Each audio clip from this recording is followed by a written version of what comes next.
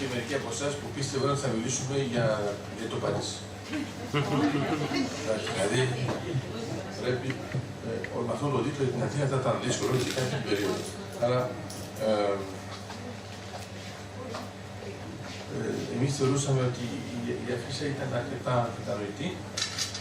Τώρα δεν σας βάζω τον Άινστιν για να νομίζω ότι θα μιλήσουμε κατευθείαν για τη σχετικότητα, αλλά έχει ενδιαφέρον όταν βλέπουμε τον Άλμπερτ Άινστιν με τον Τσάρλι Τσάπλιν να πάνε να δουν το ίδιο έργο.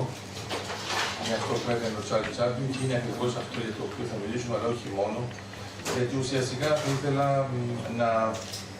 να εξετάσουμε, αν θέλετε, μερικά δεδομένα τα οποία βλέπετε ή τραβάτε ή τι τραβάτε και δεν μαρτυράτε κλπ. Και να τα δούμε κάπως διαφορετικά, σε ένα επίπεδο ανθρώπινο και σε ένα επίπεδο που δεν έχει καμία σχέση με την κοινωνία. Άρα θα είναι, αν θέλετε, ένα μάθημα του Τσάρλι Τσάπλιν περί ανθρωπιάς. Και νομίζω ότι είναι καλό να το έχουμε στο μυαλό μας, γιατί και ο Μαχάτμα Γκάντι δεν είναι τυχαία και βλέπει αυτό το πράγμα. Υπάρχουν μερικά πράγματα που μας αγγίζουν. Και ένα από τα πρώτα πράγματα που μας αγγίζουν με τον Αλιτάμπορα είναι ότι είναι ένα πρόσωπο που δημιούργησε ο Τσάρλι Τσάπλιν και όταν προσπάθησε να βγει από αυτό το πρόσωπο, του κάναν παρατηρήσεις. Είναι απίστευτος. Αλλά στην αρχή αυτό το πρόσωπο δεν ήταν αποδεκτό, δηλαδή ο ήρωας που ξέρουμε όλοι, του έκαναν διάφορα για να μην το κάνει. Μετά όταν έγινε αποδεκτό, του έκαναν πολλά για να συνεχίσει να το κάνει. Καταλαβαίνετε λοιπόν πόσο ανώμαλη μπορεί να είναι η κοινωνία όταν δεν καταλαβαίνει τι κάνει. Άρα εδώ θα ήθελα να διαφωτίσουμε, αν θέλετε, τον λόγο μας με μερικά αποσπάσματα. Θα δείτε βέβαια ότι τα ξέρετε όλοι, αλλά εμείς είμαστε της Ελλάδος, άρα είναι όπως με τις τραγωδίες, ξέρουμε ήδη το τέλος, θα ξαναπηγαίνουμε το δούμε. Μπορεί και να είναι διαφορετικό. Άρα θα δώσουμε μερικές σκηνές, όλες πολύ γνωστές, δεν νομίζω να τις ανακαλύψετε τώρα, αλλά είναι καλό γιατί μερικές φορές η αποκάλυψη λειτουργεί συμπληρωματικά από την ανακάλυψη. Άρα θα αρχίσουμε με ένα παράδειγμα αληθινό, σοβαρό, αληθινής κουλήσης. Όταν πραγματικά οι άνθρωποι δεν έχουν τίποτα να φάνε και έχει ενδιαφέρον πώς αυτό ερμηνεύεται από τον Τσάρλι Τσάπλιν, αλλά θα το δούμε έτσι το απόσπασμα, θα κρατηθούμε να μην κάνω παρατηρήσεις, υποτίθεται ότι είναι βουβού. Θα δούμε και με το θόρυβο τι θα μας κάνετε. Νομίζω ότι έχετε πάρει όλοι παραγγελίες, είμαστε εντάξει. Όχι, όχι. Είναι όχι, ο Βασίλης όπως πάντα είναι καθυστερημένος. Όχι, μισή ώρα. Περιμένω να έρθετε. Πήρες ο Λόγκο. Εντάξει, ο Βασίλης μόνο αυτό δεν μπορεί να πει πήρες ο Λόγκο. Θα το δούμε εφόσον πλώς είναι το φαγητό. Θα δούμε πώς θα πάει, πώς θα φαίνεται. Νομίζω ότι φαίνεται στην οθόνη. Αυτά τα φώτα εδώ, αν μπορούν, Ραλού είσαι ειδικός, για σβήσει μου αυτά εδώ που είναι εντελώς εδώ. Δεν σβήνουν ανεξάρτητα αυτά. Το ξέρω ότι δεν σβήνουν ανεξάρτητα, αλλά απλώς χαμήλωσέ τα. Κάνε κάτι να είναι βουβό της εποχής. Βάλε μου λίγο το χρώμα το κόκκινο. Θα το κάνουμε λίγο. Ναι, αφού είσαι κόκκινο, δεν έχεις κόκκινο. Θα γίνει ο χρώμος, ασπρόμαυρο είναι το θέμα μας. Χρωμός είναι εντάξει. Χλωμό πρόσωπο. Είμαστε εντάξει. Άρα σας αφήνω να απολαύσετε αυτό το γεύμα. Κάπως ειδικό. Θα ήθελα απλώς να προσέχετε όλες τις λεπτομέρειες όσο αφορά τις κινήσεις. Είναι δύσκολο να μην δείτε έναν άνθρωπο που πραγματικά ξέρει τι σημαίνει μαγειρική και κάνει και τα ελαττώματα αυτών που μαγειρεύουν με έναν πολύ ιδιαίτερο τρόπο και όσο αφορά βέβαια την απόλαυση του γεύματος, όλοι θα αναγνωριστούν.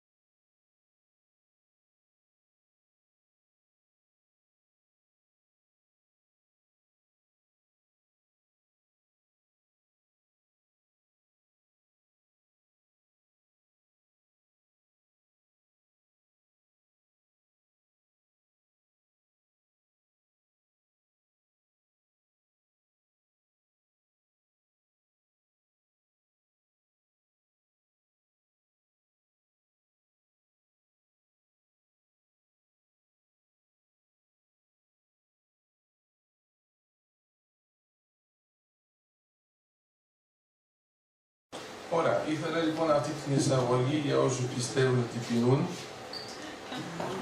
για να τα βάλουμε στον πύχη, εκεί που είναι ο πύχης. Και το χιούμορ του Τσάρλι Τσάπλιν είναι πολύ ανθρώπινο με ποια έννοια. Είναι ενοχλητικό, δηλαδή ξέρουμε ότι αυτό μας ενοχλεί, δεν θα θέλουμε να δούμε κάποιον να το κάνει πραγματικά, αλλά είναι ένας, θα τον έλεγα, ποιητικό, για να μας δείξει ότι τελικά ο άνθρωπος μπορεί να κάνει πολλές υπερβάσεις και μπορεί να έχει μια συμπεριφορά η οποία να φαίνεται εξωπραγματική, ενώ επί της ουσίας είναι η ζωή του. Και εδώ η ζωή του, όσο αφορά τώρα τη σκηνοθεσία, μου αρέσει πάρα πολύ τα μάτια που του έχει βάλει στον εαυτό του. Αυτές τις μαυρίλες που λέτε, εντάξει παιδιά, πόσες μέρες έχει να κοιμηθεί, να φάει κτλ. Είναι ενδιαφέρον το πρόσωπο του μεγάλου, στην πρώτη μπουκιά. Εδώ αναγνωρίζω και αρκετούς από τους μαθητές μου όταν τους βάζω να φάνε διάφορα, ας πούμε, σαλιγκάρια, βατράχια κλπ. Που λένε, έτσι μου αποδεικνύουν πόσο αγαπούν τον δάσκαλο να κάνουν τέτοια υπέρβαση. Αλλά εδώ φαντάζομαι ότι είναι από αγάπη που του έκλειψε τη μερίδα του. Και μετά η πρώτη δαγκωματιά με τα καρφιά πραγματικά μου θυμίζει το Πάσχα. Σε πολλά ελληνικά τραπέζια, ξέρετε, όταν μας δίνουν το πρώτο κομμάτι από το αρνί, που αρχίζουμε να κάνουμε αυτές τις κινήσεις και μας λένε οι πιο παλιοί ότι αυτός είναι αυτός που ξέρει να τρώει. Γιατί ο άλλος που τρώει μόνο το ψαχνό δεν ξέρει. Και εδώ έχει ενδιαφέρον γιατί βέβαια του δίνει ουσιαστικά, μάλλον του αρπάζει ο άλλος το ψαχνό και ασχολείται με αυτό. Μια μικρή λεπτομέρεια είναι το Γιάννης. Βασίλη, σε φαντάζομαι μαζί μου τότε. Δηλαδή το στραβό καρφί που ξαφνικά αντιπροσωπεύει έναν κώδικα και όταν βλέπετε ότι ο άλλος ουσιαστικά τον καταπατά και παρόλα αυτά τρώνε μαζί γιατί αυτός το έχει ετοιμάσει, έχει ενδιαφέρον και το ζουμί. Για να φωτιστεί αυτό είναι πάνω σημαντικό. Και βλέπουμε με αυτές τις κινήσεις, τις οποίες κάνουμε όλοι κανονικά, γιατί άμα μας έβαζε ένα γεύμα που ήταν κανονικό και όχι ένα παπούτσι, θα θεωρούσαμε ότι εντάξει είναι οι σωστές. Εδώ αυτό που κάνει συνήθως ο Τσάρλ Τσάπλιν είναι ότι μας βάζει σε μια συνηθισμένη σκηνοθεσία, άμα είχαμε άλλα υλικά, και ξαφνικά φαίνεται παράτολμη και ελπίζω να θυμάστε την εποχή. Δηλαδή, βέβαια τώρα έχετε δει τα πάντα εσείς και θεωρείτε ότι αυτό σιγά να μην είναι καινοτόμο. Η καινοτομία έρχεται και εκείνη την εποχή από ελάχιστα μέσα και αυτό που έχει σημασία είναι πώς το παρουσιάζεις. Δηλαδή πώς να παρουσιάσεις το γεγονός, ελπίζω να είδατε όλοι ότι ήταν το ίδιο το παπούτσι. Άρα που φαίνεται και η κάλτσα. Εγώ αναρωτήθηκα γιατί δεν έβλεπε την κάλτσα μαζί, γιατί έχει περισσότερη ουσία. Όχι. Για το υπόλοιπο γεύμα είναι σωστό. Σωστή παρατήρηση ιατρικής, πάντα να προβλέπουμε το μέλλον. Άρα αυτό ήταν μια εισαγωγή σε αυτό λοιπόν που ονομάζουμε κρίση, και αν μερικοί από εσάς πιστεύουν ότι δεν ξέρει ο Τσάρλ Τσάπλιν τι σημαίνει κρίση, ξέρετε απλώς να σας υπενθυμίσω το κράκ του 29. Και σχετίζεται και λίγο με τον Άινσταϊν, γιατί έχουμε δει διάφορες δημοσιεύσεις τύπου ότι ο Άινσταϊν έδωσε τα λεφτά στη γυναίκα του, τον είχε βοηθήσει. Αλλά μου αρέσουν αυτά τα ψέματα, γιατί ξέρετε είναι μυθικά, θρυλικά. Τα λεφτά που είχε ο Άινσταϊν από το βραβείο Νόμπελ τα χάσε όλα στο κράκ του 29. Τόσο απλά. Που σημαίνει τελικά για όσους από εσάς έχουν χάσει λεφτά ότι ακόμα και ένα βραβείο Νόμπελ φυσικής δεν σε βοηθάει σε μερικές καταστάσεις. Άρα εδώ θα περάσουμε σε ένα άλλο απόσπασμα, νομίζω θα το αναγνωρίσετε αμέσως.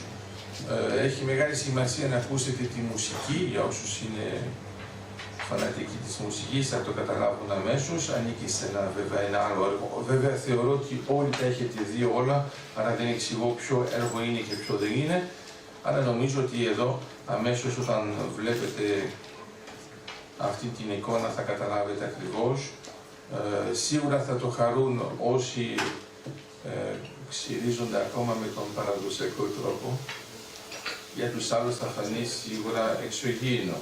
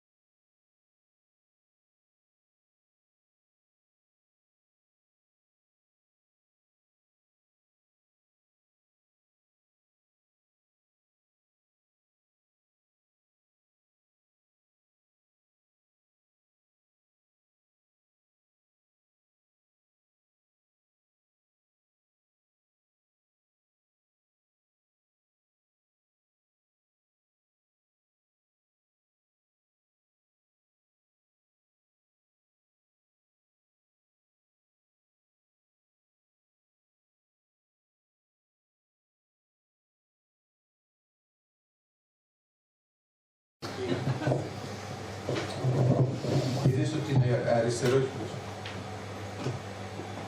Άρα, Εδώ, αν θυμάστε καλά το έργο αυτό, και αν είναι μια καινοτομία τότε όταν έγινε, σας υπενθυμίζω πολύ απλά ότι την ώρα που ένα μεγάλο κομμάτι της ανθρωπότητας πάλευε εναντίον μιας βαρβαρότητας, ο ένας Θεός ξέρει γιατί τον ονομάζουμε Σταυρό αυτόν τον αγγελωτό, έκανε μια καινοτομία, είναι ότι στο ίδιο έργο, για όσους δεν το έχουν δει, αν υπάρχει κάποιος, παριστάνει ταυτόχρονα και τον δικτάτορα και το θύμα. Και εδώ βέβαια είναι η φάση που είναι ο δικτάτορας και είναι στο γκέτο και γίνονται διάφορα παράξενα επειδή είναι ακριβώς ο ίδιος, τον μπερδεύουν και σε κάποια φάση τον βάζουν στην άλλη θέση. Άρα εδώ, αν θέλετε, με τη μουσική, Brahms, γιατί έχουμε την Ουγγαρέζικη, μπορούμε να δούμε ότι θα χρησιμοποιήσει βέβαια μια τεχνική που θα περιμέναμε εμείς και στον Κορέα της Σεβίλης, αλλά η ιδέα ποια είναι ότι αν προσέξετε καλά, για όσους αγαπούν τη μουσική, είναι η μουσική που ακολουθεί τις κινήσεις του, η μουσική όμικρον γιώτα, και αυτός ακολουθεί τη μουσική ήτα. Γι' αυτό είναι έτσι φτιαγμένο. Και πάλι βλέπετε το δεύτερο άνθρωπο, ο οποίος είναι υποτίθεται ο πλούσιος, ο οποίος έχει την θέση του προηγούμενου, αλλά εγώ όταν το είδα ξανά για να το μελετήσουμε εδώ, φαντάστηκα, Γιώργο, ότι σε ξύριζα έτσι με αυτόν τον τρόπο. Ο Γιώργος έχει ένα ύφος έτσι, και για τη χωρίστρα το σκέφτηκα, Γιώργο. Κυρίως για τη χωρίστρα. Αλλά αυτό που έχει σημασία είναι ότι η εισαγωγή στο ραδιόφωνο μας εξηγεί ότι είναι η ευτυχισμένη ώρα. Τώρα αυτό γίνεται μεταξύ 39 και 45, 1900. Ήταν οι καλές εποχές, αυτοί δεν είχαν προβλήματα, μόνο εμείς έχουμε, άρα φανταστείτε λοιπόν πόσο δύσκολο είναι. Τώρα λοιπόν θα δούμε, σας υπενθυμίζω πώς ήταν τα πράγματα τότε, και για να τολμήσεις να κάνεις ένα έργο έτσι, εναντίον αυτού του καθεστώτος, με αυτόν τον τρόπο, και να έχουμε δεν ξέρω πόσους ανθρώπους που έχουν πεθάνει στο γέλιο βλέποντας το έργο, και μετά αυτό τους ανεβάζει το ηθικό για να πάνε να παλέψουν εναντίον αυτού του καθεστώτος. Γιατί είναι μερικοί που το ανακάλυψαν έτσι, ότι γινόταν κάτι.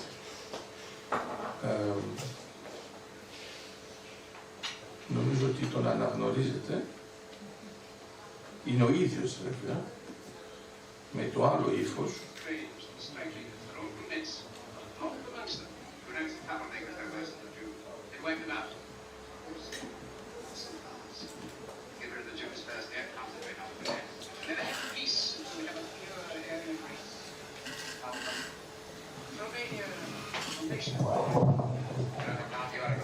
Of North America and a brunette dictator. Why not? Not Caesar Archelaus. The world is your feet, worn out and frayed. No nation would dare to oppose you. Dictator of the world. Our destiny. Kill off the Jews, wipe out the brunettes. Then will come forth our dream of pure Aryan race. Beautiful blonde Aryans. They will love you, they will adore you, they will worship you as a god. No, you mustn't say it. Make me afraid of myself.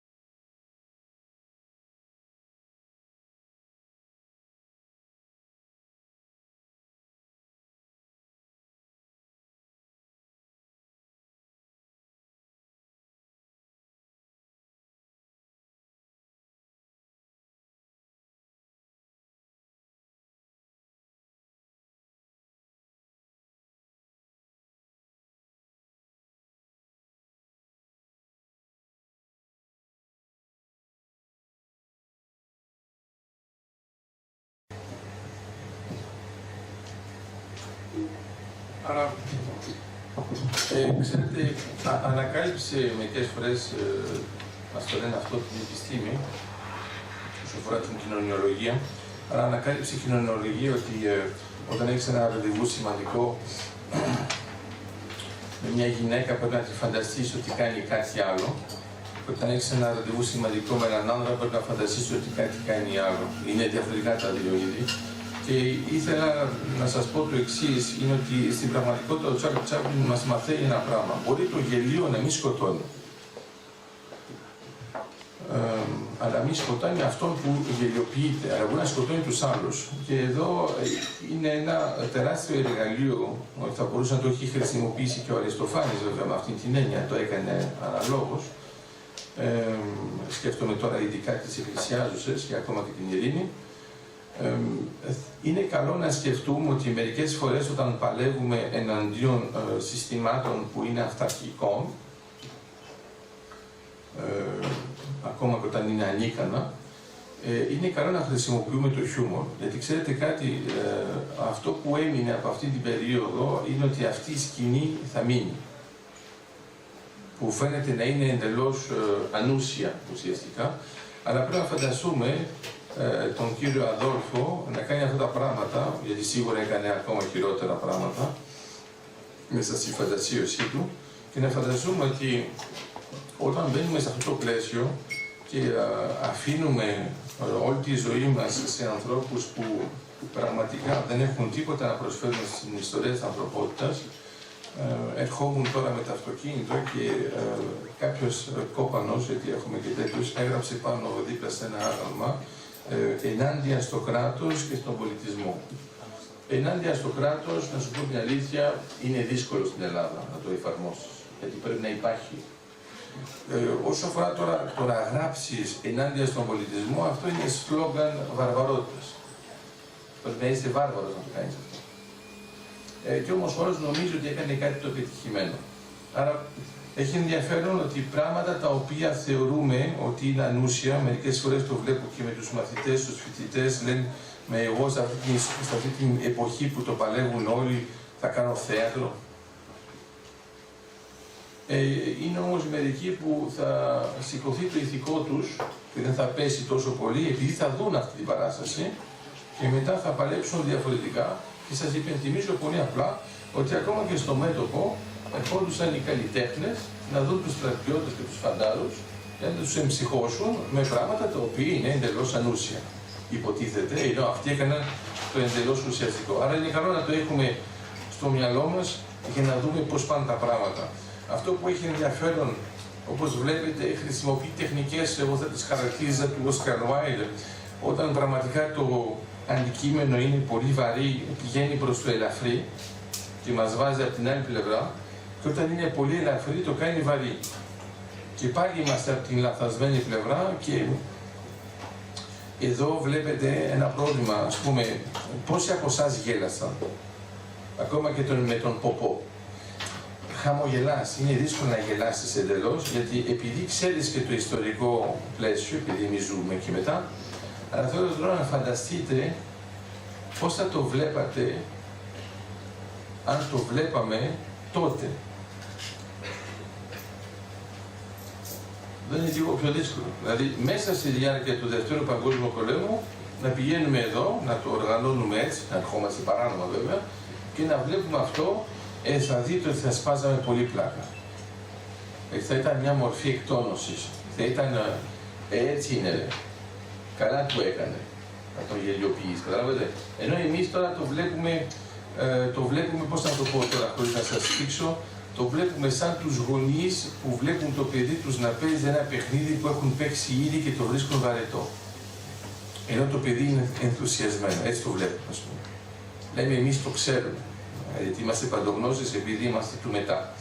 Άρα, ας συνεχίσουμε αυτή την διαδρομή για να δείτε πώς πάει το θέμα και να δούμε τώρα, εφόσον τώρα είμαστε εξοικειωμένοι με μερικές έννοιες όπως το άσυλο,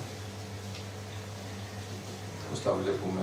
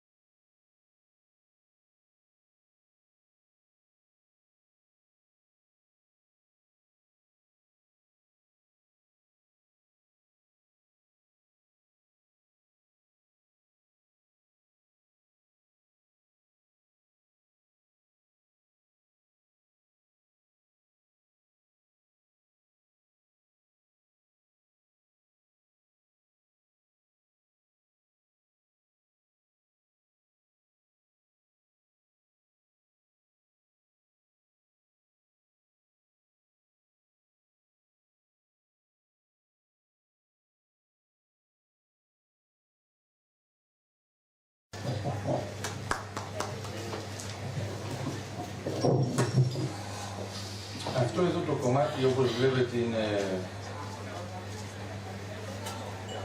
Είμαστε εντάξει, είναι λίγο διαφορετικό, γιατί μας αγγίζει διαφορετικά και έχει ενδιαφέρον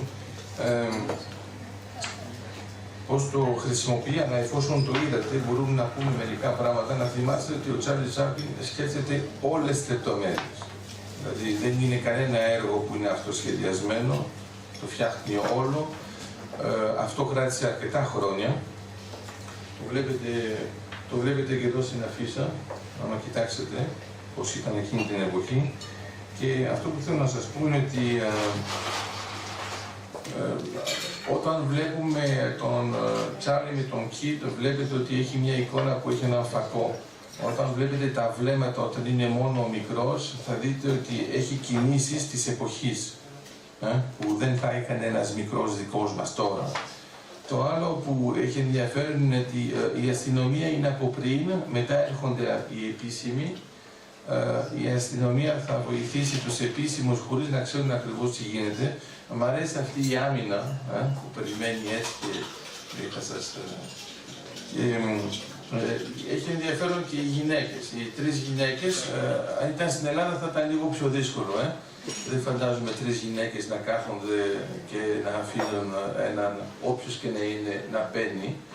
Άρα θα ήταν ακριβώς το αντίθετο, φαντάζομαι, θα τον είχαν πλακώσει για να πάρετε πιο μικρό παιδί. Και βλέπετε και την παρέμβαση του Θεού, διότι είναι πρώτα η προσευχή, μετά τα καταφέρνει και βέβαια πώς τα καταφέρνει, ξεφεύγει από τα παράθυρα, αλλά από τον ουρανό. Και μετά περπατάει πάνω στον ουρανό, μέχρι να το φτάσει και ξανακατεβαίνει και το φινάλε, όπως βλέπετε, εφόσον τα έχουν καταφέρει μετά από το φιλί τους, είναι ότι ουσιαστικά πάει και φοβίζει την εξουσία. Βέβαια, ως ένα όριο, σε αυτό την πρώτη φορά που το είχα δει αναρωτιόμουν αν στην τρίτη δεν θα έρθει ο άλλος να του ξαναέρθει. Γιατί το κάνει σε μια άλλη σκηνοθεσία. Και αυτό που έχει λοιπόν ενδιαφέρον σε αυτή την προσέγγιση είναι ο δίκαιος που προστατεύει τον αθώο. Είναι πραγματικά για μένα το παράδειγμα της βαρβαρότητας που επειδή είναι επίσημη θεωρεί ότι μπορεί να κάνει ό,τι θέλει. Άρα να θυμάστε είναι αυτό που λέγαμε προηγουμένως, ένας ορισμός του Κέινς για το κράτος είναι το μονοπόλιο της βίας. Δηλαδή αφού είναι το κράτος μπορεί να κάνει ό,τι θέλει. Και μετά το θέμα για μένα, το λέω και όταν το κάνουμε και μαθήματα στις σχολές, λέω για μένα αυτοί που είναι σε σώματα ασφαλείας, τους κρίνω όταν θα πρέπει να πάψουν να είναι, γιατί βέβαια η εξουσία δεν έχει νόημα. Επειδή μιλήσαμε και για το ναζιστικό καθεστώς, να θυμάστε πάντα ότι υπήρξαν Γερμανοί που έκαναν ολόκληρη συνωμοσία για να σκοτώσουν τον Χίτλερ. Βέβαια δεν τα κατάφεραν εφόσον θα το είχαμε μάθει. Αλλά και βέβαια εκτελέστηκαν όλοι, άλλοι μετά από βασανιστήρια, και είναι πάρα πολύ δύσκολο να το φανταστούμε. Εδώ λοιπόν με τον Τσάρλι Τσάπλιν μας δείχνει και ένα άλλο πράγμα. Το παιδί, όπως ξέρετε, δεν είναι το παιδί του. Και εμένα με αγγίζει ακόμα περισσότερο αυτό, γιατί μερικές φορές δεν έχουμε πάρει μια θέση ξεκάθαρη με αυτούς που υιοθετούν. Πολύ συχνά δίνουμε μεγάλη έμφαση σε αυτούς που κάνουν παιδιά. Και αυτοί που κάνουν παιδιά, το πρώτο επιχείρημα που έχουν στο μυαλό τους είναι η αναπαραγωγή. Και είναι η αναπαραγωγή του αυτού τους και ειδικά όταν φτάνουμε στα εγγόνια είναι ακόμα πιο χαρακτηριστικό. Αυτοί που υιοθετούν ανήκουν κατευθείαν στο πλαίσιο της ανθρωπότητας. Διότι κατά μέσο όρο οι κοινωνίες το εξετάζουν σαν μία εξαίρεση. Και εμένα αυτές οι εξαιρέσεις μου αρέσουν πάρα πολύ γιατί είναι πραγματικά στοιχεία που αποδεικνύουν ότι ο άνθρωπος, όταν δεν είναι μόνο άτομο, μπορεί να ξεφύγει από τα δεδομένα της κοινωνίας και να αγαπήσει έναν άνθρωπο, έναν μικρό άνθρωπο, προκειμένου, πολύ περισσότερο από το παιδί του. Γιατί ξέρετε, μερικές φορές λέμε δεν επέλεξα την οικογένειά. Μερικές φορές είναι λάθος. Είναι ότι μας επέλεξε. Όταν είναι υιοθετημένο το παιδί, επιλέγει. Και εδώ είναι η επιλογή. Άρα ο αλυτάμπορας που προστατεύει το παιδί, και ξέρετε κάνουν διάφορες κομπίνες μεταξύ τους, εφόσον αυτός υποτίθεται διορθώνει τα τζάμια και στέλνει το παιδί πριν να σπάσει τα τζάμια. Και αυτός τυχαία σφυρίζει και έρχεται εκείνη τη στιγμή και του λένε ελάτε να μας βοηθήσετε. Εμείς θα μπορούσαμε να κάνουμε με τα αυτοκίνητα. Για όσους δεν έχουν παρακάσει σωστά. Τι θέλω να πω. Θέλω να πω ότι αυτή η αγάπη εκδηλώνεται και μας δείχνει, αν θέλετε, μια μαρτυρία του τύπου ακόμα και αν δεν είναι δικό μου, θα το προστατέψω, μπορεί και περισσότερο από το δικό μου, γιατί όταν το προστατεύω το δικό μου, προστατεύω λίγο τη συνέχεια μου. Ενώ όταν προστατεύω το υιοθετημένο, προστατεύω έναν αθώο, τελεία. Και αυτή η κίνηση είναι πάρα πολύ σημαντική, την βλέπουμε εδώ, αυτά τα χαρακτηριστικά. Θυμόμαστε όλοι τον Κιτ και τον Τσάρλι Τσάπλιν, όπου είναι το ύφος. Αυτή τη σκηνή ήθελα απλώς να την ξαναφέρω στη μνήμη σας, για να μην έχετε μόνο το κωμικό στοιχείο του έργου που υπερισχύει. Βασίλης, είσαι στεναχωρημένος? Όχι, αντέχεις. Γιατί έχουμε πιο μετά. Ευτυχισμένος. Ευτυχισμένος. Εντάξει, ωραία. Επειδή είναι η γυναίκα σου, δείτε. Λοιπόν, άρα, σε αυτό το... Ναι, όχι, μετά. Ό,τι θέλω, γιατί θέλω να κάνω μια συνέχεια.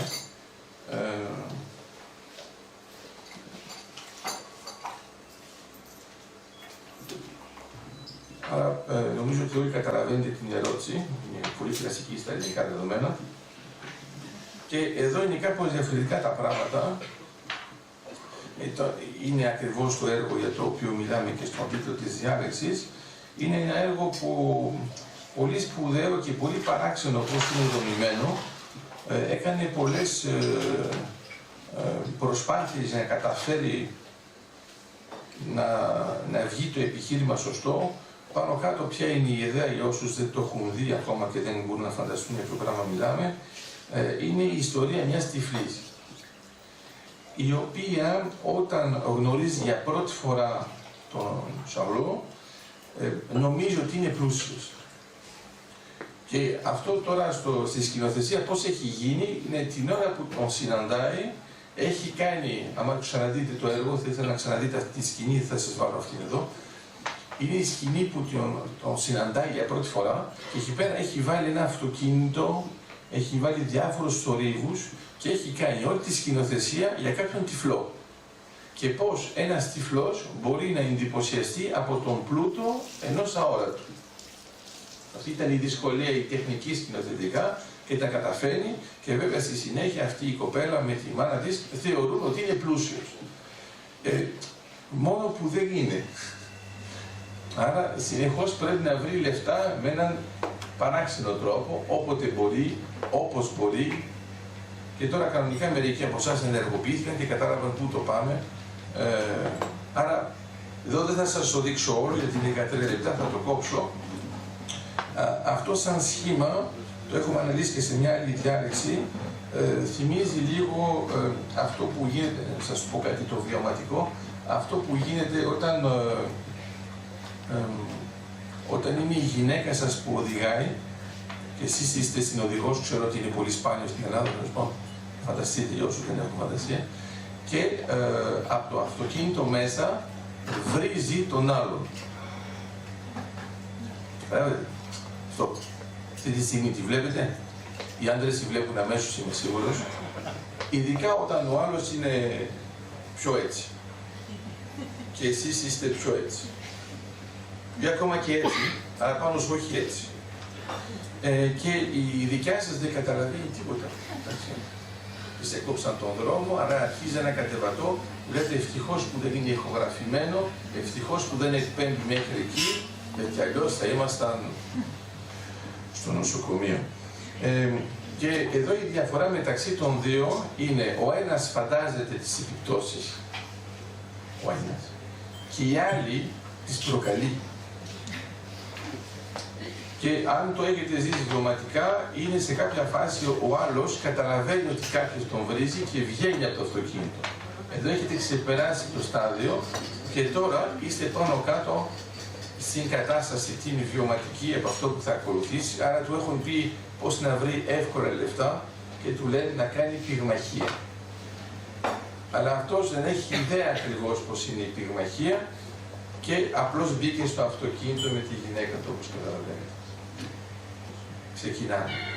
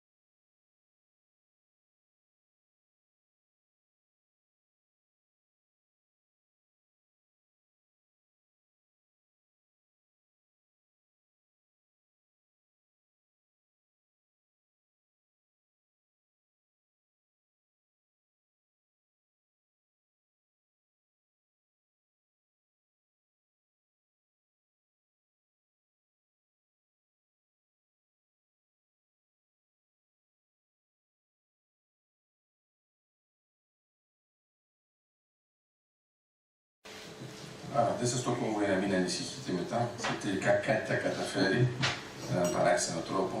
Αυτό που έχει σημασία είναι ότι βλέπουμε σταδιακά τι είναι η συνειδητοποίηση μιας πράξης. Άρα στην αρχή απλώς θέλει να βοηθήσει την κοπέλα που είναι τυφλή και πρέπει να βρει λεφτά. Είναι άλλοι που δεν παίρνουν λεφτά, δεν ξέρουν τι να βρουν. Και τελικά τα καταφέρνει με αυτόν τον τρόπο και μετά τελικά καταλαβαίνει με αυτή τη διαδικασία ότι δεν είναι και τόσο εύκολο και δεν μπορεί να το κάνει όποιος να είναι. Και παρόλα αυτά, το πιο εντυπωσιακό νομίζω, εφόσον τον βλέπετε σιγά σιγά να έχει κινήσεις που γνωρίζετε όλες, φαντάζομαι. Και όλοι για τον άλλο. Το απόλυτο ζώο που κάθεται, ας πούμε, σου λέει, εντάξει, οι άλλοι, το βιωματικά νομίζω ότι μπορεί να γίνει μόνο στο ποδόσφαιρο όταν είσαι τηλεόραση, αλλά για τα δεδομένα του 21ου αιώνα. Εδώ, αυτό που μας αγγίζει είναι ότι θα μείνει. Είναι ότι θα μείνει. Τελικά θα δώσει τον αγώνα. Ενώ όπως καταλαβαίνετε είναι πολύ έτοιμος να φύγει αλλά αυτό που τον κρατάει είναι ότι πρέπει να βρει λεφτά και στην ουσία γιατί να τα βρει αυτά τα λεφτά, για να μπορεί να γίνει μια εγχείρηση, ας το πούμε έτσι πιο απλά, για να δει επιτέλους αυτή η κοπέλα που δεν βλέπει. Άρα τώρα θα καταλάβουμε αν πέτυχε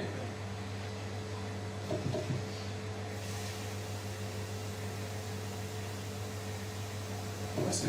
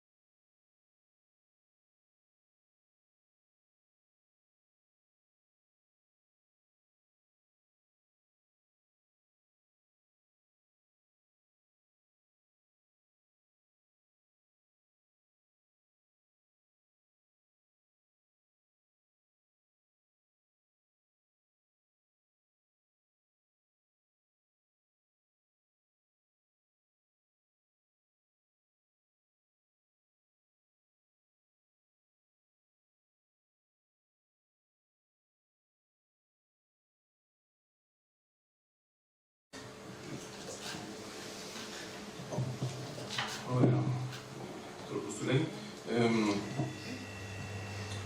Αλλά τι βλέπουμε εδώ,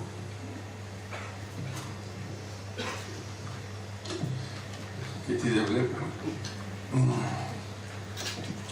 Πρώτα απ' όλα βλέπετε ότι οι λεπτομέρειες πώς έχουν τοποθετηθεί. Τώρα να ξέρετε ότι είναι πολλοί εδώ που μπορεί να παρεξηγηθούν με αυτά που θα πω. Άρα το πέρα ότι είναι θεωρητικό είναι σαν να είναι θέατρο. Εντάξει, θα πείτε ότι είσαστε σε μια θεατρική παράσταση και αυτά που θα πω δεν σας αφορούν. Άρα το πρώτο πράγμα που βλέπουμε είναι οι δύο νέοι που κάνουν κάτι στη ζωή τους γιατί πουλάνε εφημερίδες. Αυτοί είναι σοβαροί, ενώ ο άλλος, ας πούμε, είναι αλήτης. Άρα αυτοί έχουν δικαίωμα να τον κοροϊδεύουν. Και έχουν δικαίωμα να τον κοροϊδεύουν και συντονισμένα. Τώρα με τις νέες τεχνικές θα λέγαμε ότι είναι bullying, αλλά τώρα φαντάζομαι εκείνη την εποχή δεν το λέγαμε. Και θεωρούν ότι είναι αυτό που πρέπει να γίνει με αυτόν τον άνθρωπο. Βλέπετε πως είναι στημένη η σκηνή στη γωνία και πως μετά περπατάει. Και βλέπετε ότι τα σκουπίδια πέφτουν συντονισμένα εκείνη τη στιγμή και βλέπει το λουλούδι. Στην αρχή, επειδή βέβαια εμείς ξέρουμε το έργο, θεωρούμε ότι απλώς είναι άδικοι, αλλά δεν θα πούμε τίποτα εναντίον των παιδιών, επειδή αυτός είναι μεγάλος. Άρα όταν είναι μεγάλοι άνθρωποι που θα υποστούν αδικίες, θεωρούμε ότι εντάξει, έτσι είναι η ζωή. Λέμε, για να δικαιολογηθούμε και να μην έχουμε ενοχές. Όταν παίρνει το λουλούδι, είναι τόσο απορριφημένος από το λουλούδι που ουσιαστικά δεν βλέπει το τζάμι και δεν βλέπει την κοπέλα, άρα θα γίνει την τελευταία στιγμή, όπως βλέπετε, μετά από μία περιστροφή. Όσο η κοπέλα βλέπει μόνο, έχει ακριβώς το ύφος της οντότητας που είναι μέσα στην κούκλα. Ακριβώς αυτό. Δηλαδή, πρώτον θεωρεί ότι είναι ένα τίποτα, στη συνέχεια θεωρεί ότι θέλει απλώς το λουλούδι, όπως οι άλλοι θα ήθελαν ένα αναμυστικό, μετά τον υποβαθμίζει, του λέει μάλλον θες λεφτά, το λουλούδι δεν σου πάει, άρα του δείχνει τα λεφτά και έχετε αυτή τη σκηνή που έχετε το λουλούδι και το νόμισμα μαζί. Θυμίζει ένα στοιχείο που έχουμε και στον Δον Ζουάν που θα δώσει το κέρμα στον Ζητιάνο, αλλά με έναν εντελώς διαφορετικό τρόπο, εφόσον το πει για την αγάπη της ανθρωπότητας, και θα κάνει τον κύκλο, αυτός πάει να ξεφύγει, αλλά επειδή του τεντώνει το χέρι της και δείχνει πια όχι το κέρμα αλλά το λουλούδι, δεν φεύγει. Δεν φεύγει. Ως εδώ, ουσιαστικά δεν έχουμε καμία κίνηση που να μην είναι κοινωνική από την πλευρά της γυναίκας και ανθρώπινη από την πλευρά του Τσάρλι Τσάπλιν. Και στη συνέχεια βλέπετε πως λειτουργεί, αυτός ουσιαστικά χαζεύει γιατί δεν μπορούσε να τη φανταστεί να ξαναβλέπει πόσες είναι τυφλές και μετά στη συνέχεια, εφόσον ανακαλύπτει ότι βλέπει, έχει αυτόν τον εντός εισαγωγικών βουβό διάλογο, αλλά μέσα στο βουβό είναι διαφορετικό, και κάνει αυτό το νόημα ότι βλέπει. Αλλά το πιο σημαντικό για μένα είναι η αλλαγή. Η αλλαγή φάσης γίνεται με το χέρι. Δηλαδή γίνεται με το αντικείμενο που ήξερε πως ήταν, δηλαδή πότε πάνω τον έπαιρνε έτσι, να τον αναγνωρίζει, και ξαφνικά καταλαβαίνει ότι ήταν αυτός ο πλούσιος. Άρα εδώ είναι μια τεράστια αλλαγή φάσης από την πλευρά της, γιατί είχε ποντά, δηλαδή ως εκεί θεωρούσε ότι κάποιος πλούσιος, γενναιόδωρος, την είχε βοηθήσει. Ξαφνικά καταλαβαίνει ότι είναι αυτός ο καημένος ο τύπος που την έχει βοηθήσει. Το απόλυτο τίποτα. Μερικές φορές αυτό μας ενοχλεί όταν είναι κάποιος που είναι πολύ πιο χαμηλά από εμάς μας βοηθάει. Το βλέπουμε, ας πούμε, στο περιμένοντας τον κοντό. Όπου ο άλλος που είναι σχεδόν να του σπάσει το ξύλο ξαφνικά πέφτει και μετά λέει βοήθεια. Τώρα είναι τα θύματα που πάνε να βοηθήσουν τον άλλον. Και εδώ είναι ακριβώς το ίδιο. Η σκηνή συνεχίζεται, έχουμε ωραίες αλλαγές όσο αφορά τα βλέμματα και την αλλαγή φάσης σε αυτό το βλέμμα. Και μετά υπάρχει αυτή η συνομιλία ουσιαστικά ότι ο άλλος καταλαβαίνει, ή μάλλον η άλλη καταλαβαίνει ότι ο άλλος δεν της ζήτησε ποτέ τίποτα, σαν αντάλλαγμα, και το δώρο του είναι απλώς να βλέπει. Και δεν εμφανίστηκε όπως θα το περιμέναμε εμείς. Ξέρετε, μερικές φορές εμείς κάνουμε μια καλή πράξη, αλλά θέλουμε να είναι γραμμένο πάνω. Να είναι πάνω, μόλις έκανα μια καλή πράξη, δείτε μου. Εντάξει. Άρα, η ιδέα ποια είναι ότι στην πραγματικότητα εδώ δείχνει και όλη την μεγαλοσύνη του ο Αλιτάμπορας, ότι την ώρα που θα γιατρευτεί δεν την ξαναβλέπει. Προσπαθεί να το εκμεταλλευτεί. Και έχει ενδιαφέρον τώρα στις ανθρώπινες σχέσεις. Μερικές φορές υπάρχουν αυτά τα πράγματα ακόμα και σε ζευγάρια. Ο ένας βοηθάει την άλλη, ο άλλος κλπ. Και την ώρα που κατάφερε να τη βοηθήσει, η άλλη τον αφήνει. Ή ο άλλος, εντάξει, μην μπερδευτείτε, να μην έχουμε θέματα. Και έχει ενδιαφέρον γιατί ο άλλος που φεύγει, η άλλη που φεύγει, δεν φαντάζεται ότι ο στόχος του πρώτου ήταν απλώς να τον σηκώσει εδώ. Τόσο απλά. Και εδώ είναι ακριβώς αυτό που μας δείχνει ο Τσάρλι Τσάπλιν. Δεν ήταν μια σχέση που προσπαθούσε να κάνει κάτι αυτός, ήταν μια σχέση μη αμφίδρομη. Δηλαδή, εδώ είμαστε πιο κοντά από την αγάπη, την αφαιρετική, ουσιαστικά είμαστε στην αμυσία. Αυτός ήταν πάντοτε φτωχός, δεν ξέρει ακριβώς ποια είναι, θα την βοηθήσει από την αρχή, όπως θα βοηθούσε και τον Κίλ. Θα κάνει όλες αυτές τις θυσίες για να βρει αυτά τα χρήματα για να γίνει η παρέμβαση, η επέμβαση και στη συνέχεια η απελευθέρωση, αλλά χωρίς να ζητήσει τίποτα. Και εδώ ξαφνικά λοιπόν τα φέρνει η τύχη, αν εισαγωγικών, τη σκηνοθεσία, και ξαναβρίσκονται με αυτόν τον τρόπο. Όταν τα κοιτάζουμε αυτά τα αποσπάσματα, υπάρχουν βέβαια και άλλα που είναι πολύ σημαντικά. Να ξέρετε ότι έχουν εκδοθεί αρκετά και στη σειρά.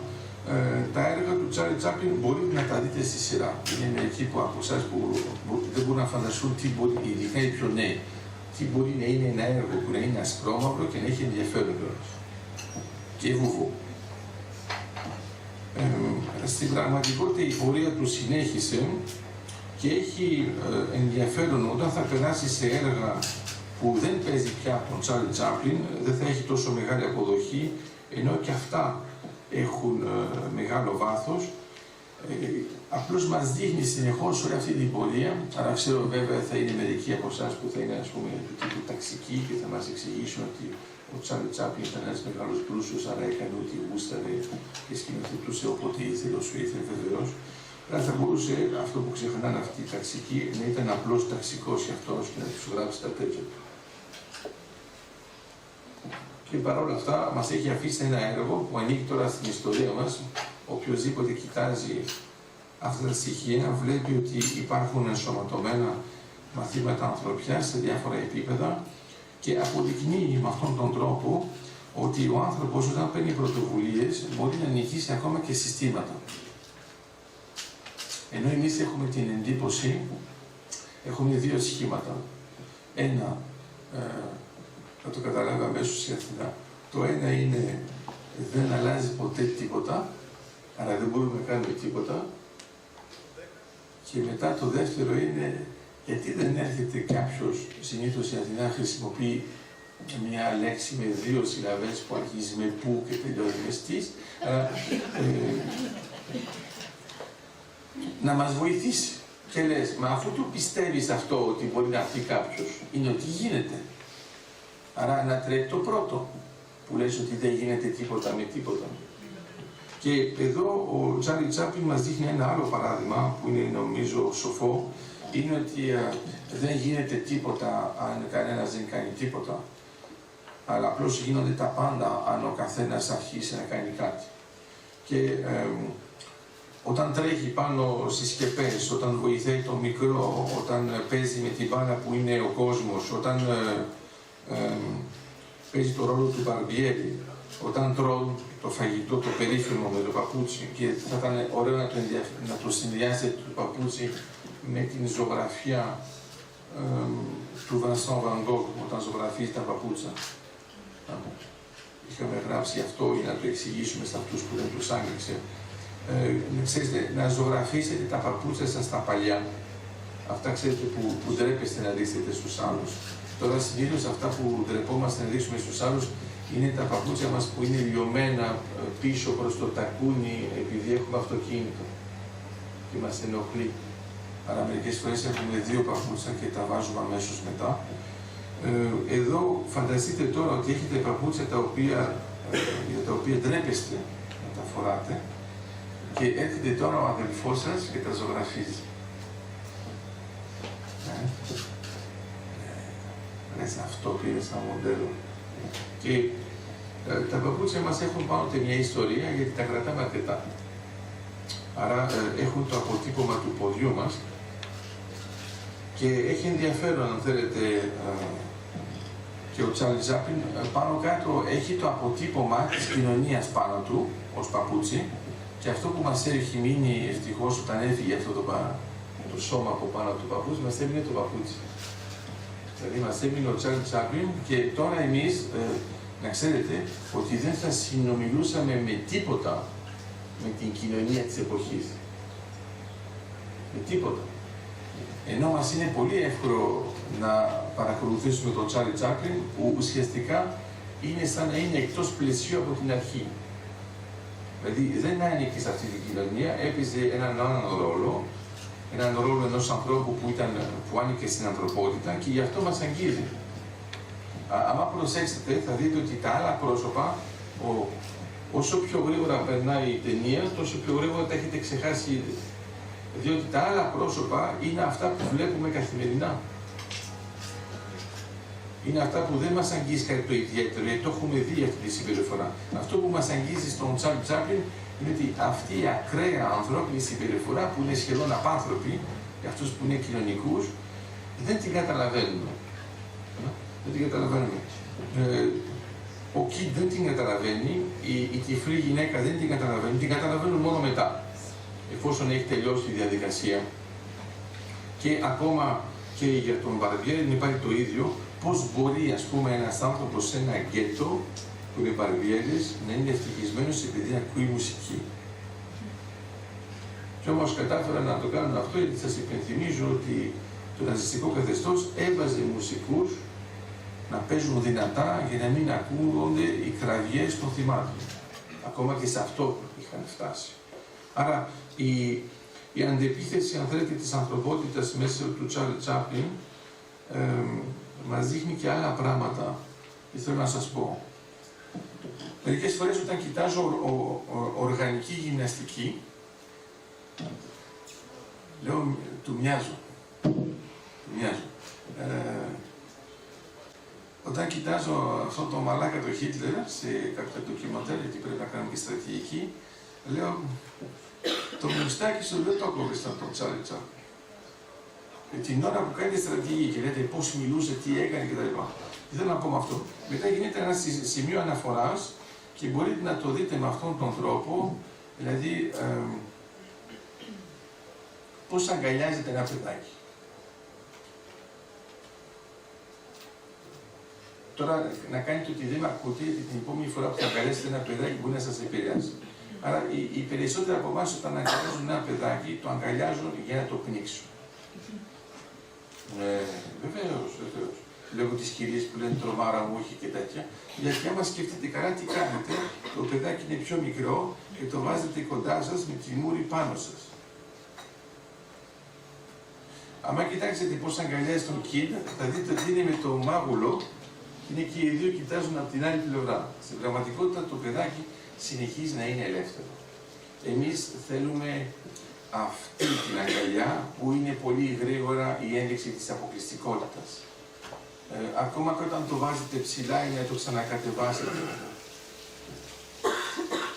Άρα να είμαστε προσεκτικοί γιατί ο Κιντ είναι και αυτός ένας μικρός πρίγκιπας. Απλώς δεν γεννήθηκε στο σωστό πλανήτη. Αλλά έπρεπε να τύχει αυτός ο αεροπόρος που δεν πετούσε για να τον σώσει. Άρα έχει μεγάλη σημασία να τα βλέπουμε αυτά, Είναι το ίδιο, ελπίζω να καταλάβετε ότι αυτή η τυφλή κυρία είναι ακριβώς το τριαντάφυλλο του μικρού πρίγκιπα. Απλώς στην αρχή δεν βλέπει. Όταν του εξηγεί, μα εγώ από εκεί που ήρθα, και λέει ο μικρός πρίγκιπας, τότε θυμήθηκε ότι είναι απλώς ένας σπόρος μες στη γη, τι να πει από πού ήρθα. Και εδώ είναι το ίδιο. Αυτή λοιπόν θα του δώσει πολύ εύκολα αυτό το νόμισμα, που δεν είχε φράγκο, ενώ δεν της το ζητάει, ως αντάλλαγμα σε σχέση με το λουλούδι. Αλλά δεν είναι τυχαίο βέβαια αυτές οι επιλογές του Τσάρλι Τσάπλιν, γιατί είναι σημαντικό, αλλά να θυμάστε ότι στην πραγματικότητα ο μικρός πρίγκιπας γράφτηκε σχεδόν την ίδια περίοδο. Γιατί είμαστε το 1943.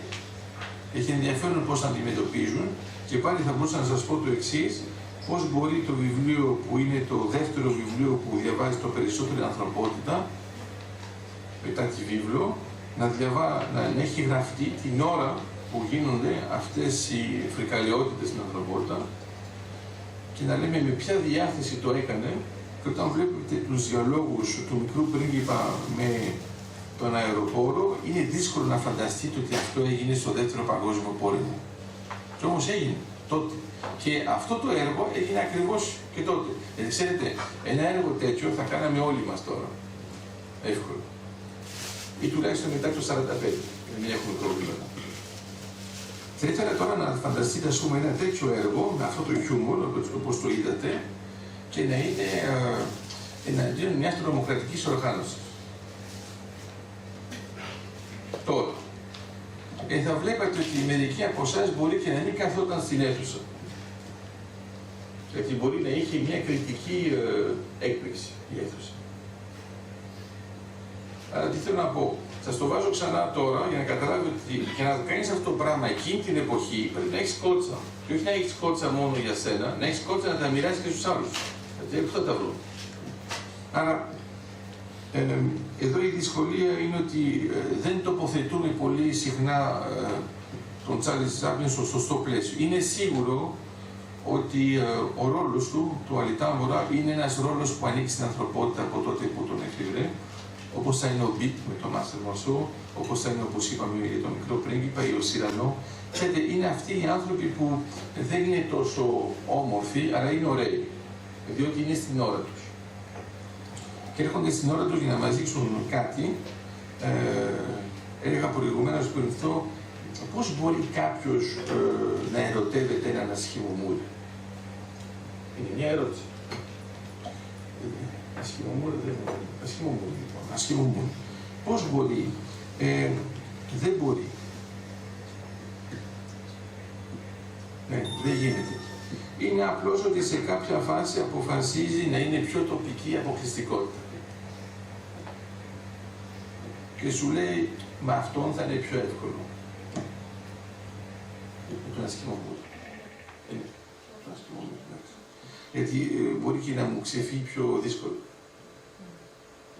Άρα, εδώ αυτό που έχει σημασία είναι ότι ο Τσάρλι Τσάπλιν δεν προσπάθησε τίποτα το ιδιαίτερο, τους βοηθάει, δείχνει στη γειτονιά του μέσα στο γκέτο πώς να συμπεριφερθούν, δεν είναι ένας ήρωας με την κλασική έννοια, δείχνει με χιούμορ πώς μπορεί ένας άνθρωπος μέσω της τέχνης του να επηρεάσει και να δείξει τι μπορεί να κάνει. Ξέρετε, αυτή την περίοδο τώρα βγαίνει ένα έργο που μιλάει για τον Ολυμπιονίκη που νίκησε στους Ολυμπιακούς Αγώνες όταν ήταν το ναζιστικό καθεστώς, ο οποίος ήταν παρεμπιπτόντος μαύρος. Βλέπετε για ποιο μιλάω. Λοιπόν, όταν το δείτε την ανακοίνωση, θα σας δείχνει, ας πούμε, ένα ηρωικό ύφος που λέτε, ρε παιδιά, πώς μπορούσε να το έχει αυτός ο άνθρωπος. Απλώς αυτός έτρεχε. Δηλαδή, θέλω να πω, το γεγονός ότι έτρεχε πιο γρήγορα από οποιονδήποτε λευκό, όταν οι άλλοι λένε ότι η λευκή είναι το πιο καλό απ' όλα, ξαφνικά είναι μια τεράστια σφαλιάρα. Εδώ τι γίνεται, είναι το ανάλογο. Δεν είναι ότι παίζει κάποιον ρόλο ιδιαίτερο. Είναι ο Τσάρλι Τσάπλιν. Απλώς είναι τόσο διαφορετικός για τα δικά μας δεδομένα που ανατρέπει κοινωνικά σχήματα τα οποία θεωρούμε ότι είναι δεδομένα. Αυτό λοιπόν που μας προσφέρει αυτή η εργογραφία, γιατί είναι πραγματικά εργογραφία και πραγματικά σας συνιστώ, ήταν και ο στόχος της διάρκειας. Άμα δεν το έχετε δει, θα ήταν καλό να κοιτάξετε και αυτό το βιβλίο, αν σας ενδιαφέρει, γιατί θα δείτε πολλά πράγματα που έχουν σχέση και με το τσίρκο, όπως παίζει μέσα. Θα δείτε, επειδή υπάρχουν και φωτογραφίες, πως μερικά πράγματα είναι πολύ σωστά στημένα για να κάνουν το μέγιστο impact πάνω στο κοινό, ενώ εμείς, ας πούμε, αυτό που ξέρουμε καλά είναι πώς μας αγγίζει η μουσική. Σε ποια σημεία μας βάζουν μουσική, σε ποια σημεία υπάρχει μια παύση. Στον Τσάρλι Τσάπλιν, επειδή ήταν βουβό, έπρεπε όλα να έχουν σημασία ακόμα και στις κινήσεις και στην εκφραστικότητα. Εμείς δίνουμε λιγότερη σημασία σε αυτό, γιατί δεν προσέχουμε τις κινήσεις επειδή μιλάμε. Άρα καταλαβαίνουμε ποιο είναι το νόημα.